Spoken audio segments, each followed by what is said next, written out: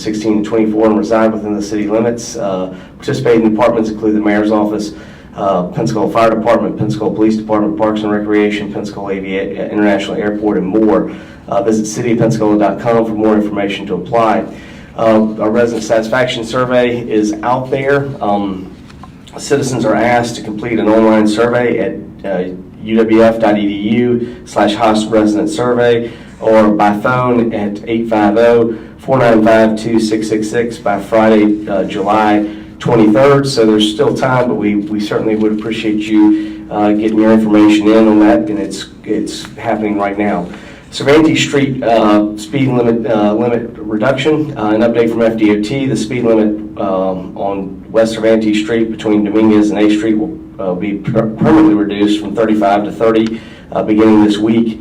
Monday, May 17th, drivers will also continue to encounter inside lane closures between Dominguez Street and Kirk Street as crews perform median work. The median work and lane closures will progress eastward throughout the year, throughout the end of the year. One lane in each direction may be maintained at all times. For learning more about pedestrian safety improvement project at facebook.com/Cervantes Street. So that is beginning to go forward. Things that are happening also right now in the world of COVID.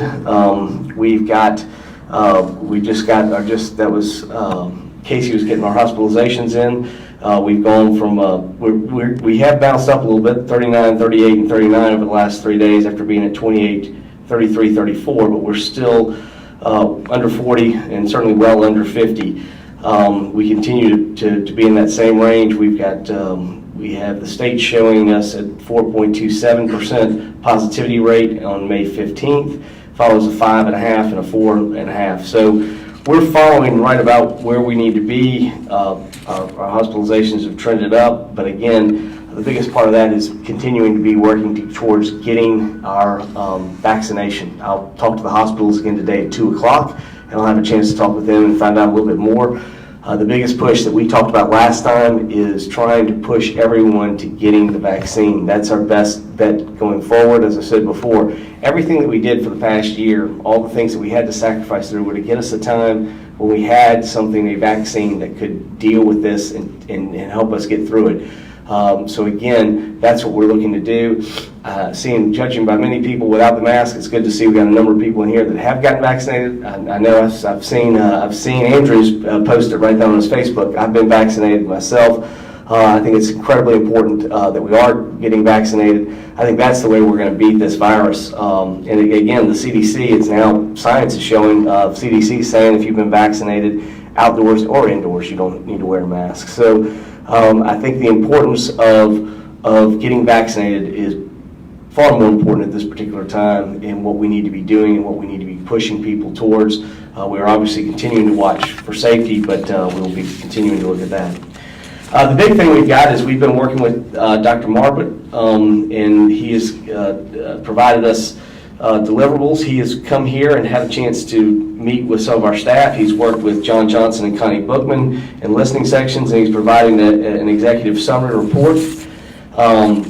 Some of the things that are highlighted in here. We've got a number of initiatives that will be coming through.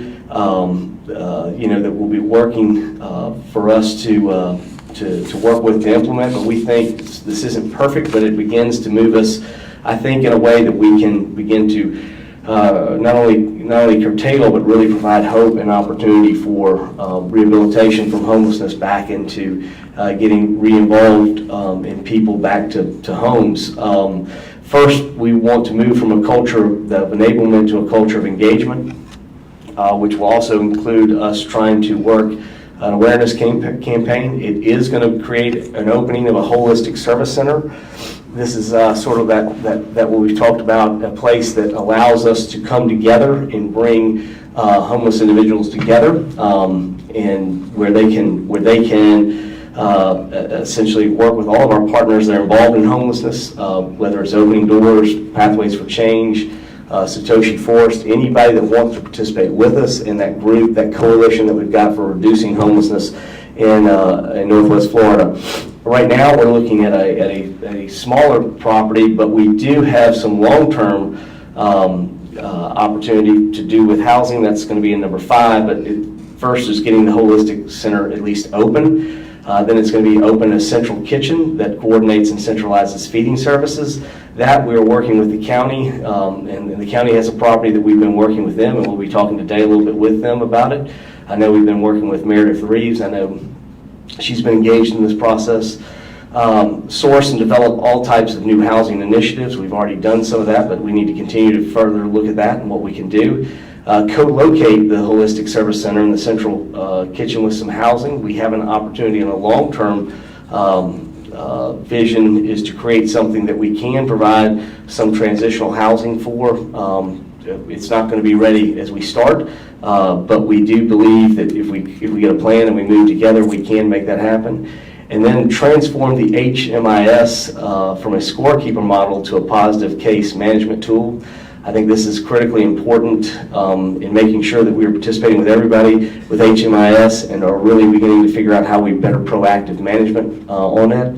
And then also begin to look at creating a place in our annual budgets for city and county funding for homelessness services, and continue to put some of those things forward that will be placed into both housing and some of the service center and also the kitchen operations. So again, these are some of the things that we want to do going forward. We're not going to have it all done overnight at once, but I think this does give us the path forward that we wanted.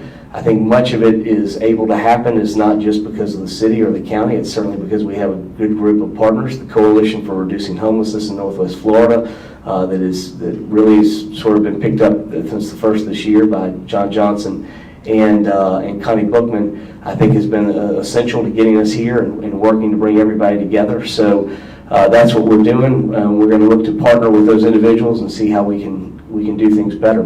But that's a little bit about what we wanted to talk about. Happy to talk about what you want to talk about. Happy to get your questions. John? Mayor, good morning.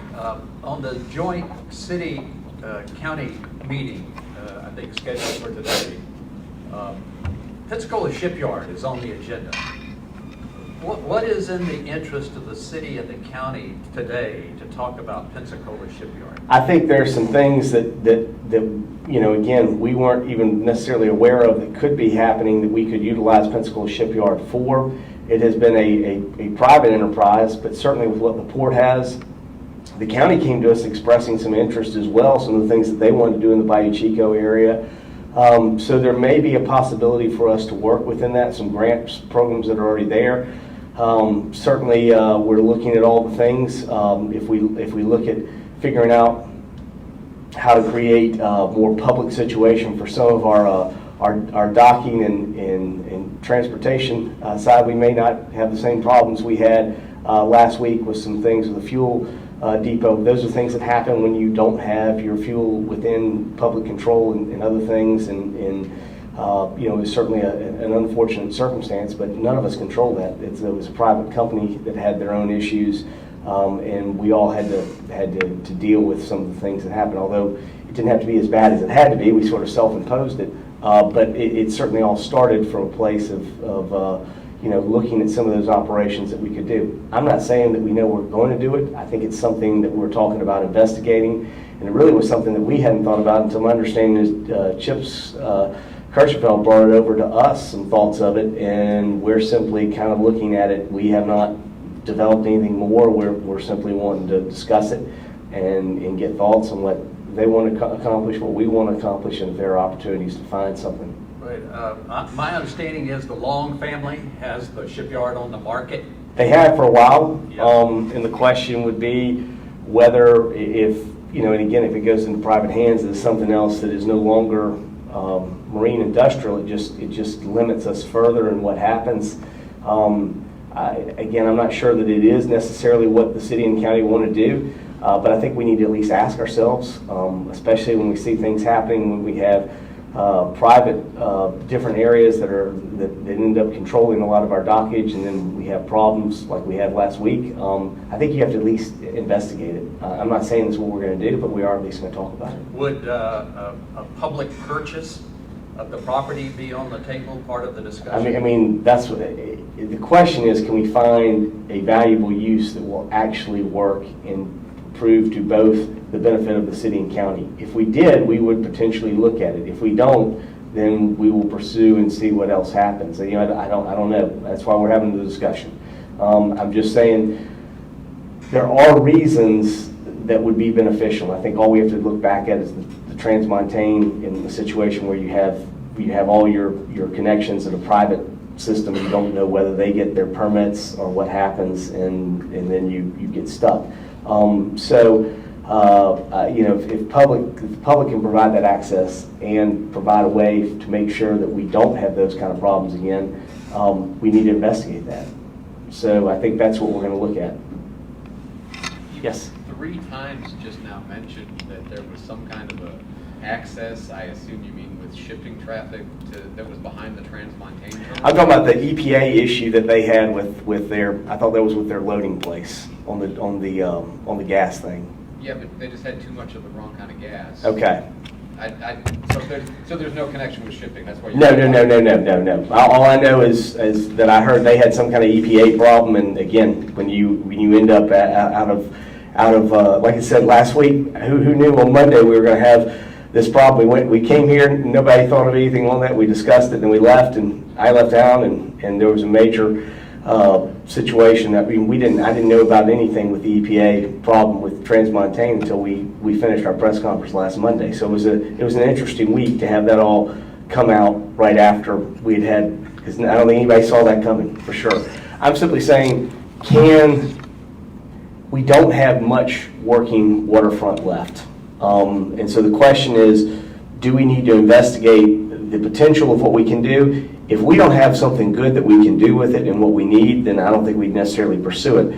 But I do think it was worth us asking ourselves, and we never thought about it until the county came and asked us something about it. And I think they were kind of looking at their own issues with working waterfront. So a lot of people will look at that and say, you've got the port potentially, you've got Community Maritime Park. What would be the value, as John asked, of acquiring a much more significant stretch of waterfront? We're cutting what we're doing at the port. We're looking to shrink the area on the north half and create non-port traditional uses there. We are trying to move stuff away from the port. We actually have the waterfront there, the dockage, but we are cutting space at the port. I think the question becomes, is there an opportunity to still look at working waterfront, because you just don't have much of it left? And again, I think we've been cutting it here downtown because of being compatible with downtown. If we're in Bayou Chico, in a place that we've already got working waterfront, we don't have any necessarily same constraints that we have with some of the problems that we have at the port in downtown with both our office and our residential uses. I think it's worth us investigating and looking at. I'm not saying, Andrew, that we've got something that we know we want to do at this particular time. I think it was something that we hadn't even really thought about until the county kind of came to us, and we said, well, there might be some opportunities. Let's kick it around and see what's there. So I just think there are things that you got to look at and say, maybe there's a better way to do some of the stuff that we're doing, and we're trying to be more consistent and compatible with everything we do at the port with downtown. Even though Amy's been incredibly good in working things through, and we've been expanding what we're doing there, there's still opportunities for us to always be better. On the homelessness topic, Mm-hmm. I think some people will look at, if you offer more and more services, you're going to have more and more people come. You're attracting homelessness here. Is that not a worry? That's part of the deal that we're going to get when we get the full report from Dr. Marbut. That was one of the issues he talked about. He said, what we need to be very focused on is taking care of our homeless, the homeless that are here from Pensacola. He said that's one of the things that you do with HMIS. You case management better. He said if there are individuals who are from outside the area, he told me specifically, we sat down and one of those, he said, listen, the best way for you to get off homelessness, you need to be in a place where you have family connections. If you have no family connections or anything, coming to Pensacola is not going to solve your homelessness. He said you need to go back to the community that you've done. And with Connie and John, we've actually sent a lot of people back. We've been able to get with them, find ways to get them back to the communities that they're from. There basically were two sets of individuals that that Dr. Margaret said were issues that you can't necessarily send back, that won't be more successful by going back. And that was women who've been either physically or sexually abused, and then also typically homosexual men. He said, but if you have heterosexual men, he said, you know, and females, it's better to send them back to their home community, and it's more likely that they'll get their services, which is one of the reasons of dealing with more positive case management with HMIS. So the idea is not to create a place where everybody comes. The point is, we're going to take care of the homeless that are here from Pensacola, from Northwest Florida. That's what our goal is. If you're coming here from somewhere else, we're going to help you at least get a meal and then find a way to get you back to where you need to be, because you're going to be much more successful in getting off of and out of homelessness by getting back to a community where you have support and you have resources to help you. That's what we've been talked about. That's our goal, is to figure out how we take care of our homeless and do that. And we can't take care of the nation's homeless. That's going to be a part of this at the very beginning part. When I talked with Dr. Margaret, that was one of the things that we talked about. So there'll be some kind of distinction between local and non-local Correct. services? Correct. I mean, I think that's what it's going to be through some proactive case management. And I think as we move forward with that, I think you're going to see some of that with what has been at least described to us by Dr. Margaret. So what are you hoping to get from the county today as far as getting this homelessness plan? We think there's an opportunity. They have a location for a central kitchen facility with a county building that would be close to where we're talking about starting our holistic service center. In that process, we would like to get their commitment to moving forward with that kitchen facility and work the two together. I know that was what we looked at. And then it's not very far in looking at figuring out where we go forward for potentially a place with some transitional housing. Like I told you before, in November when we started this, those things weren't even on our map. We weren't even thinking, how do we make these connections, or what do we do? So, you know, I think we're significantly much further down the track now by May of 21 than we were in November of 20. Significantly down there with some things that we want to do. So, you know, that's our goal, is to start figuring out how we start creating solutions that begin to move people forward. Then how do we begin to do better case management, tracking, and get people into a place where they can positively seek opportunities to change. And again, if that's not what you want to do, then you don't have to come to Northwest Florida. But if you are serious about those things that you want to get involved in, and you want to seek help that will help transition you into a place, that's what we want to be in Escambia County in the city of Pensacola. But you know, I think from that standpoint, you know, everything I've been told, for you to get through those things, you know, having family support is going to be critical, and that's why it's not, you know, if you don't have family support here, this doesn't necessarily, your best place for you maybe is to go back to where you're from, back to your home community where you have resources that can help you. Where is that building located at? Right now, I think we're looking at a place that's up off right at city-county border, Lawrence, correct? Up there around Palafox and Maxwell, Palafox and Jordan, kind of. Yes, sir. Next door, that's the old Census Bureau kind of location of the local census. Yeah. So up in that area, up at the northern end, near where the city and county come together at Palafox. Yes. What will the center do? Will it house like the outside organizations, or will it have for residents? The idea is it will be a place that we hope it will allow us for more effective case management, to be centralized there, to work with all of our partners to come in and be able to be with the homeless there, much like we saw at the Kearney Center in Tallahassee, where they had been able to do this and find a holistic way to bring people in and be able to get all the services they need and begin to figure out which one works best. There are a ton of different models for getting out of homelessness. I mean, if you really look at the partners that we have, We have everybody from camping at Shitoshi Forest to more rigorous, things that we've seen at Waterfront or some of the others, and everything in between. So, I think we have to find the right thing for the right person, and that's part of it in trying to figure out what works best. But I think that's kind of what the coalition that's been working together has been trying to do. We're not planning to take over what our partners are doing. They're going to continue to do what they do. We're going to try to provide a more realistic space for them to come, have that opportunity to engage with individuals and move them, and then have the better part is dealing with the tracking side and case management side. I think that is more of a governmental function. If we provide that access in centralized area, I think it'll be more critical for us to do that. Our eventual goals are to transition into something that has transition housing. I think that would be the next step as we move forward. But we've got to get down the holistic center and the kitchen. I think those are things we need to get down first, from what Dr. Marbert has said. But my goal, and looking at what Tallahassee's done, is again, we're going to crawl, we're going to walk, and then we're going to run. So there's some things that we're talking about here that are running phases, and they are way off for where we are today. But we are thinking about them, and they are targets.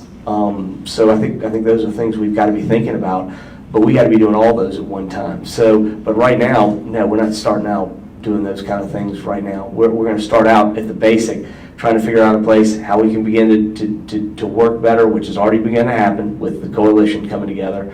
Now we need a better place and a better tracking model for case management, place for centralized for feeding and a variety of other things, and then begin to move into transitionary housing and then into longer term housing. And again, work with those individuals. If you're not from here, let's find a way to get you to a place that perhaps can take care of you better than a place where you have no backup, no family backup. We got to help you be successful. Will the place, though, the space, will it have like dedicated, like there'll always be a presence of these, like members of the coalition or outside organizations, or no? What we're going to look at is beginning in a standpoint of during day operations. Yeah, Jeremy, I think that's what we would do, is look for day operations. I don't know that we necessarily at this point have night operations envisioned, but yes, as we walk, we're going to crawl for a while, then we're going to walk, and we'll probably have night operations, and that's the goal. And then eventually it's transitionary housing. So, you're asking for what's going to happen tomorrow. Tomorrow it's probably going to be very basic, and it's just going to. Our whole goal is to work with our partners and find a way for them to do it. I mean, if we have to, it's going to be a place of county and city working together with them, but how do we make that happen? And it's probably going to be very basic, but the whole idea is that you begin to, you expand your hours. You do more as you're successful. But we're going to start out small and at least be successful. Get a center, get a place we could do a better job with with HMIS and get it to be a little bit more a better management tool, and then we're gonna begin to work. And long-term vision, yeah, I see the things you're talking about. I want to do what Tallahassee's doing with transition housing and eventually tiny home villages. I mean, those are things we'd love to see happen. We are so far from there, but yeah, that's our ultimate long-term vision. But right now, we're just starting at a holistic service center where everybody can come together, where we can meet with the individuals and find the best path for them to get taken out of homelessness and what we can do to make that happen. Yes? Where will areas such as mental health and substance abuse, will that eventually be part of the plan? That's all envisioned in the partners. Very much Pathways for Change is about substance abuse. So Dave, those are simply, absolutely, we believe our partners have got to be doing some of this. It was kind of interesting. We had on our Facebook the little boy, I know Joe and Laura Boyles and their son I spoke with the other day. He came up and we talked about some of this, and it was interesting. He had a lot of these things in there, and I said, I think we're already working on that. We're working on the same thing. We believe that all of that has to be done, but there are already partnerships that are doing a lot of the things you're talking about. What we haven't done a very good job is networking and bringing them all together to figure out how we solve the best possible solution for those individuals. And I think those were some of the things. But what was most interesting to me is, I mean, when I talked with Dr. Marbut, I mean, he was talking about, again, you've got to have, you having some family support system has to be critical to you improving your own situation. Coming to a place just because you're going to come to Pensacola and you think it's sunny and everything else, it's not going to help you get there. You're not going to find what you're looking for here. And I think that's what we need to be honest with people up front and say, that's not what we're looking for. But if you're looking to engage in this process and work with us, we think we'll have ways between the organizations we have and where we want to go. We believe we can follow other models that are happening in other cities. I think when you look at Tallahassee, that's a good one for us to be thinking about in what we do. So I think we're gonna try that, and we're gonna see where we can go. Yes. When it comes to Parks and Recs and summer programs for kids this year, can the community expect something a little closer to normal, or are there still going to be some restrictions? I see Brian Cooper in the back. Good morning. I have Tanya Lake here from our community center with us. Tanya, you want to come forward?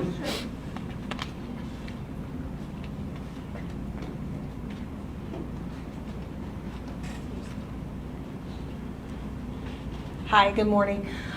We will be kind of similar to last year. We still are working with smaller numbers of kids this year. We're in the 30 to 36 range at each facility. So a lot of that has to do with staffing and being able to keep the kids in groups of 10 or less. So we still want to follow that guideline from before. As you know, children under 12 are not able to be vaccinated yet, or at least, it hasn't been CDC approved. So most people are not having young children vaccinated. So we're still going to encourage mask wearing. We still have our COVID-19 sanitizing and cleaning measures in place. So it's going to be similar to last year. So hopefully we'll actually get through the whole summer of summer camp this year. Any other questions? Can I talk to you after? Absolutely. Okay. Thank you. We definitely want to do that. I think we're going to be very focused on getting things as open as we can and having those available, but continuing to deal with as safe as we can at the same time. Also today at the joint meeting, there's going to be a discussion about the library interlocal agreement. Do you know why that's on the agenda?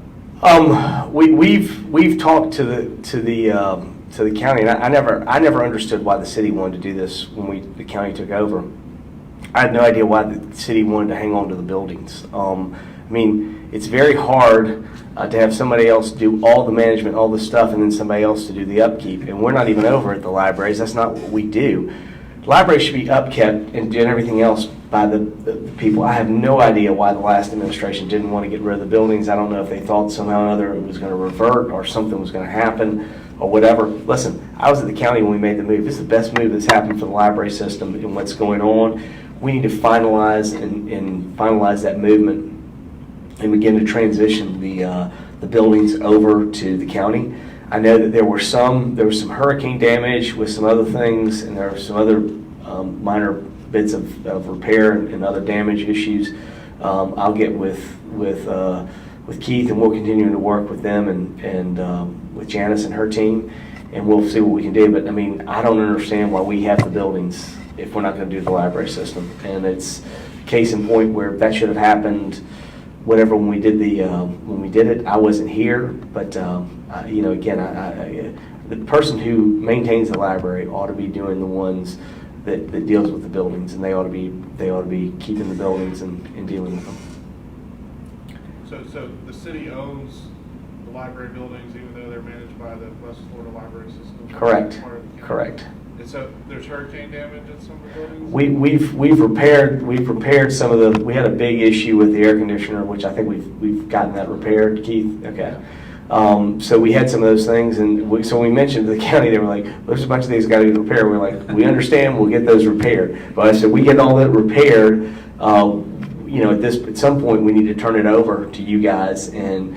Y'all do it. And listen, I was at the county gym when we did this. I don't understand why we didn't take over the buildings. I can't understand why somebody would want to hang on to the building and not be involved the management. I'm not sure what happened, why, but at the end of the day, I thought that was, that continues to be one of the things I was most proud of that we were able to do. I took a lot of slings and arrows for suggesting that we do that. It turned out, the system turned out pretty good. Like I said before, I've done a lot of things in my public life that people told me the sun wasn't going to come up tomorrow, and it still came up. But I think we see what happens when the county took over, and I think it's a much better system the way it's aligned, and I think it's much more functional in what it does. And I don't know why the city years ago didn't want to turn over the buildings with it. It should have happened. So my goal is to finish that transition. Yes. Mayor, the state legislature sent the budget to the governor recently, and in there was a major windfall, so to speak, from the most recent stimulus legislation. Is the city expecting, I don't want to say windfall, but are you expecting as much a delta as the state got in the city? We are obviously talking to the state in District 3 about some of the things as they have projects going forward, that there's opportunity to do some transportation projects.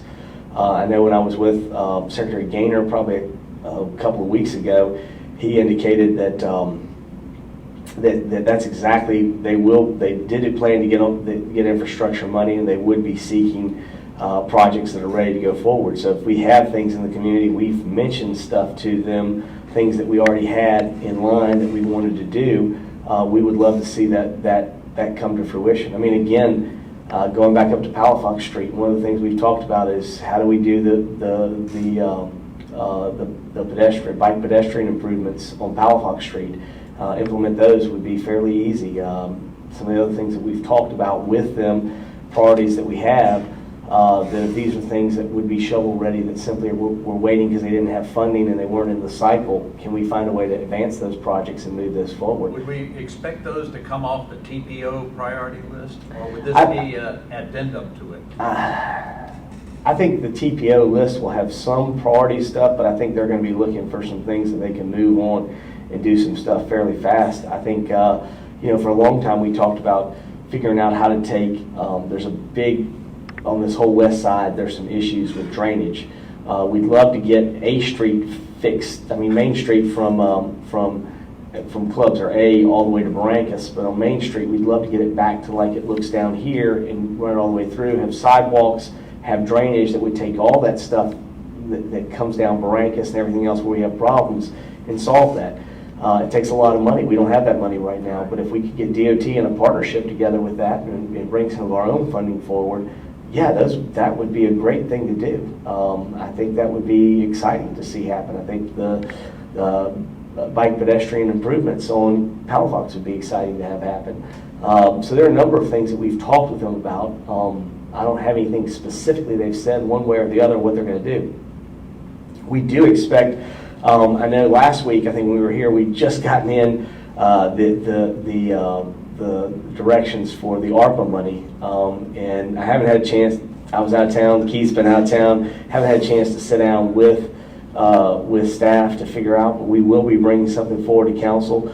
They were looking forward to getting the direction and figuring out what we could do. We sort of had an idea of what we wanted to present to council, but I think once now we have this, we'll have a better opportunity to bring forward. What we think we can do with it that will be workable and what we've got going on. What is RPA? It's the ARPA. It's the American Restoration Yeah.